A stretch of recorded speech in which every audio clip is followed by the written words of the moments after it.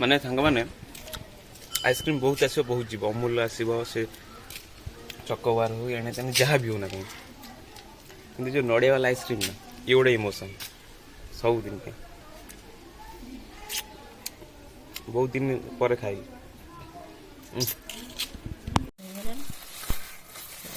ଏଇଟା କ'ଣ ଶେଉଳଟା ଆଣିଲୁ? ଶେଉଳ ମାଗୁର ଥିଲା। କୋଉଟା କେଡ଼େ ବଡ଼ କୋଉଠି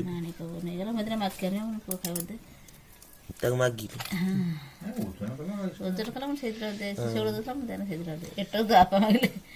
ଏଇଟା କି ମାଛ? ବୁଦସି କ'ଣ? ସେଟା ଗୋଟେ ଶେଉଳ ମାଛ। ଶେଉଳ ମାଛ ଖାଇବା ଆଜି। ମାଗୁର ଥିଲା ବା।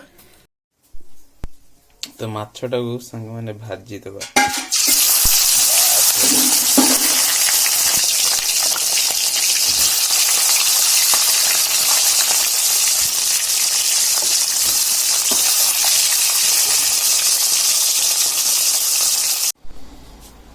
ତ ସାଙ୍ଗମାନେ ମାଛ ଭଜା ସରିଗଲା।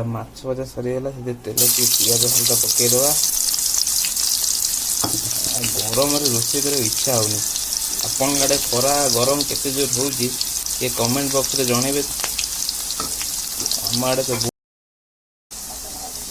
ସୋରିଷ ବାଟଣ, ଲଙ୍କା, ଜିରା ଏସବୁ ମାନେ ପେଷ୍ଟ ହେଇଛି ହେଲା, ପୁଣି ଶିଳରେ ବଟା ହେଇଛି। ତାକୁ ପକେଇ ଦେଇକି ଧୀରେ ଧୀରେ ଧୀରେ କରିକି ଏମିତି ଟିକେ ଟମାଟୋ ଅଛି ଦେ। ଟମାଟୋ ନ ପଡ଼ିଲେ ହେବ ନା, ଖଟା ନହେଲେ।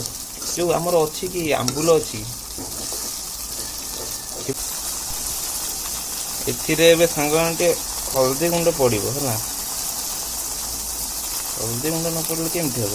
ହଳଦୀ ଗୁଣ୍ଡ ପକାଇ ସାରିଲା ପରେ ଆଉ ତ ଲଙ୍କା ପଡ଼ିଛି, ଲଙ୍କା ଗୁଣ୍ଡ ପକାଇବାର ଆବଶ୍ୟକତା ନୁହଁ।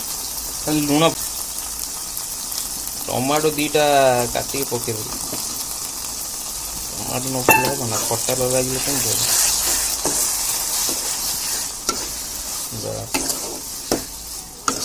ରେଡ଼ି ହେବ।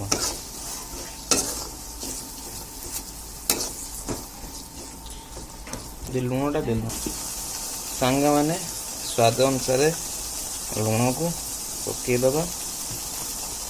ତାକୁ ପକେଇକି ଗୋଳେଇବା ଆଉ କ'ଣ।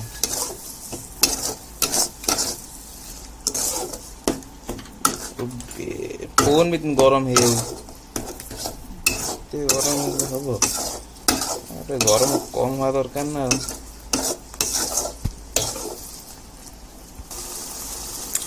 ସେଥିରେ କଞ୍ଚା ଲଙ୍କା ପକେଇଦେବା। ଭୃଷଙ୍ଗ ପତ୍ର ଦରକାର ଟିକେ, ନହେଲେ କ'ଣ ହେବ? ଭୃଷଙ୍ଗ ପତ୍ର ଟିକେ ଦରକାର, ନହେଲେ ହବନି।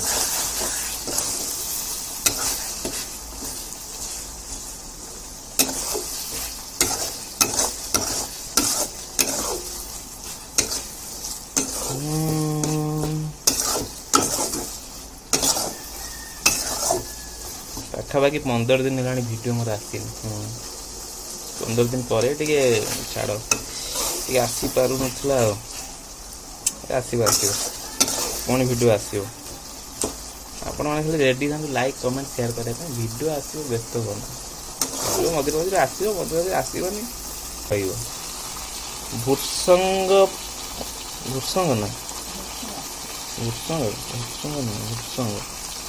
ଯାହା ହୁଏ ପକେଇଦେଲି ହେଲା। ଭୃଷଙ୍ଗ ପତ୍ର, ଇଏ ସବୁ ନାଁ ଦେଇ ସବୁ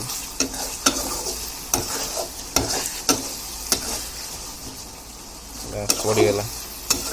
ପକେଇଦେଲା ପରେ ସେଥିରେ ଟିକେ ପାଣି ଦେଇଦେବା ହାଲକା ହେଲା। ପାଣି ହାଲକା ଦେଇଦେବି, ପାଣି ନଦେଲେ ହେବ।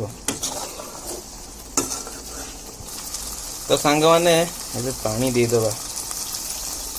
ପାଣି କେତେ ରଖିବା?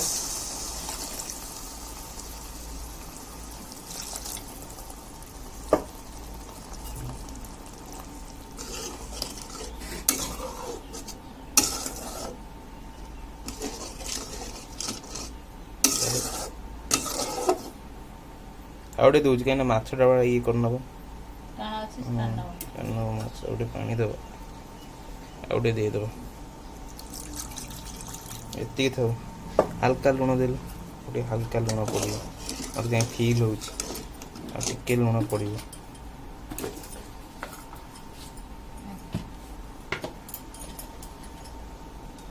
ବାସ୍ ଏତିକି ଲୁଣ ପଡ଼ିବ ମୋତେ ଲାଗିଲା କାହିଁକି ହଁ ଆଉ ଟିକେ ଲୁଣ ପଡ଼ିବ ଯେମିତି ସେ କହିଲା ଆଉ ଟିକେ ଲୁଣ ମୋତେ ପକାଉନୁ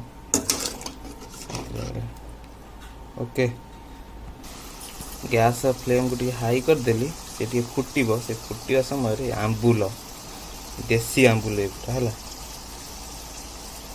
ତାକୁ ପକାଇଦେଲି ସେ ଫୁଟି ସାରିଲା ପରେ ମାଛ ପଡ଼ିବ ଆଉ ଯେମିତି ସାଙ୍ଗମାନେ ଦେଖିପାରୁଛନ୍ତି ସେ ଫୁଟିବାକୁ ଷ୍ଟାର୍ଟ କଲାଣି ଏସବୁ ଭଜା ହେଇଥିବା ମାଛକୁ ସବୁ ସେଥିରେ ପକାଇଦେବା ପକାଇ ଦେଇକି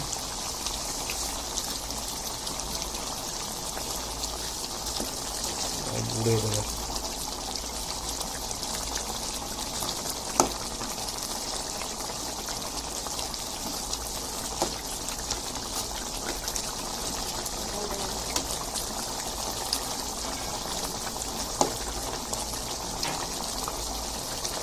ବାସ୍ ଟିକେ ଫୁଟୁଥା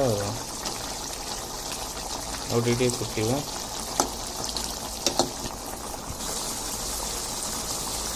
ତ ସାଙ୍ଗମାନେ ଏବେ ଭିଡ଼ିଓକୁ ତ ସାଙ୍ଗମାନେ ଏବେ ରେଡ଼ି ହେଇଗଲାଣି ଏତିକି ଥାଉ ମୋର ବନ୍ଦ କରିଦେବା ତ ଆମର ଇଏ ରେଡ଼ି ହେଇଗଲା ସୋରିଷ ମସଲା ଶେଉଳ ମାଛ ବା ଖାଇକି ଦେଖିବା କେମିତି ହେଇଛି ସମୟ 3ଟା ବାଜିବ ମୁଁ ଯାଉଛି ଟିକେ ଗାଧେଇକି ପଳେଇ ଆସେ ତାପରେ ଆରାମସେ ବସିକି ଖାଇବି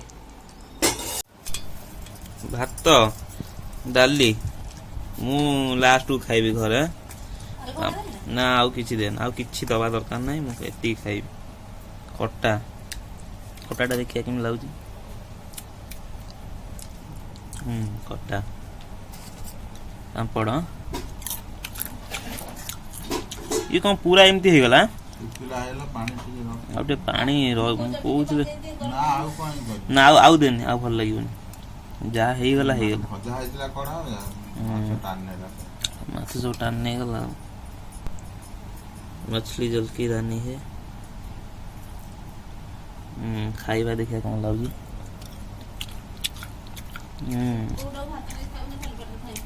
ଆଉ ଗୋଟେ ପାଣି ଦେଇଥିଲେ ନା କ'ଣ ଭାବିଲି ହେଇଯିବ ପୁରା ଶୁଖିଲା ହେଇଗଲା ଆଉ ଠିକ୍ ଅଛି ଖାଇବା ଫାଷ୍ଟ ବାଇଟ୍ଟା ଗଲା ମାଛଟା ବି ଯିବ ଶେଉଳ ମାଛ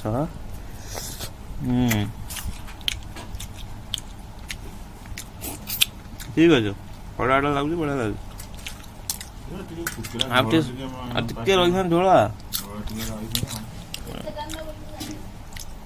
କହୁଥିଲି ଆଉ ଗୋଟେ ଦେବି ମନା କଲା ହେଇଯିବ ତୁ ମନା କଲୁ ଆଉ କ'ଣ ହବ ମୁଁ ସେଇଥିପାଇଁ କହୁଥିଲି ଆଉ ଟିକେ ପାଣି ଦେବି ମୁଁ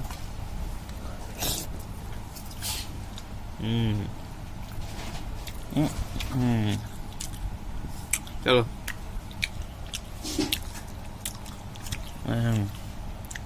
कि माछ खाइबा खाई सारा पर कथा हाँ।